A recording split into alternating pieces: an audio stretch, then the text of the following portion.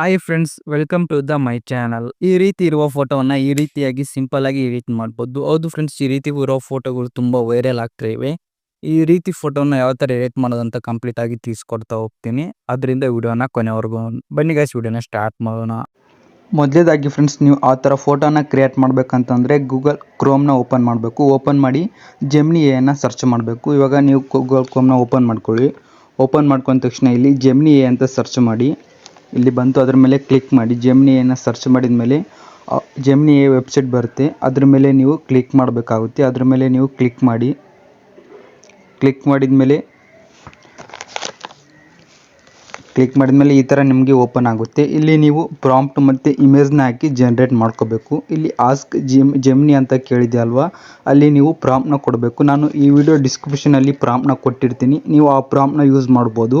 ನಾನು ವಿಡಿಯೋ ಡಿಸ್ಕ್ರಿಪ್ಷನಲ್ಲಿ ಕೊಟ್ಟಿರ್ತೀನಿ. ಆ ಪ್ರಾಂಪ್ಟ್ನ ಯೂಸ್ ಮಾಡಿಕೊಂಡು ನೀವು ಇಲ್ಲಿ ಪೇಸ್ಟ್ ಮಾಡ್ಬೋದು. ಪೇಸ್ಟ್ ಮಾಡಿದ ತಕ್ಷಣ ಇಲ್ಲಿ ನಿಮಗೆ ಪ್ಲಸ್ ಐಕಾನ್ ಕಾಣುತ್ತಲ್ಲ, ಅದ್ರ ಮೇಲೆ ಕ್ಲಿಕ್ ಮಾಡಿ. ನೀವು ಯಾವ ಇಮೇಜ್ನ ಕ್ರಿಯೇಟ್ ಮಾಡಬೇಕು ಅಂತ ಅಂದ್ಕೊಂಡಿದ್ರೆ ಆ ಇಮೇಜ್ನ ಇಲ್ಲಿ ಅಪ್ಲೋಡ್ ಮಾಡಬೇಕು.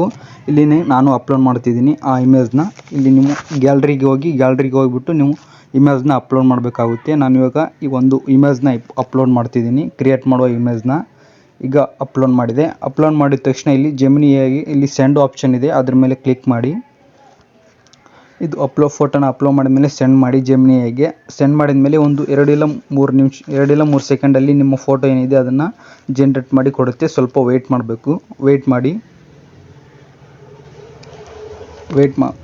ಮಾಡಿದ ಮೇಲೆ ನೋಡ್ಬೋದು, ನಿಮ್ಮದು ಕೆಳಗಡೆ ಫೋಟೋ ಏನಿದೆ ಅದು ಜನ್ರೇಟ್ ಮಾಡಿ ಕೊಟ್ಟಿದೆ. ನೋಡ್ಬೋದು, ತುಂಬ ಪ್ರಾಂಪ್ಟ್ ಯಾವ ಥರ ಹಾಕಿರ್ತೀರ ಆ ಥರ ಫೋಟೋ ಕ್ರಿಯೇಟ್ ಮಾಡಿ ಕೊಟ್ಟಿದೆ. ನೀವು ಇವಾಗ ಇದನ್ನು ಡೌನ್ಲೋಡ್ ಮಾಡ್ಕೋಬೇಕಂತಂದರೆ ನೀವು ಇಲ್ಲಿ ಫೋಟೋನ ಪ್ರೆಸ್ ಮಾಡಬೇಕಾಗುತ್ತೆ. ಪ್ರೆಸ್ ಮಾಡಿದ ಮೇಲೆ ನಿಮಗೆ ಡೌನ್ಲೋಡ್ ಇಮೇಜ್ ಅಂತ ಆಪ್ಷನ್ ಬರುತ್ತೆ. ಆವಾಗ ನೀವು ಡೌನ್ಲೋಡ್ ಮಾಡ್ಕೋಬೋದು. ಇಲ್ಲಿ ನೋಡ್ಬೋದು, ಡೌನ್ಲೋಡ್ ಇಮೇಜ್ ಅಂತ ಐತೆ.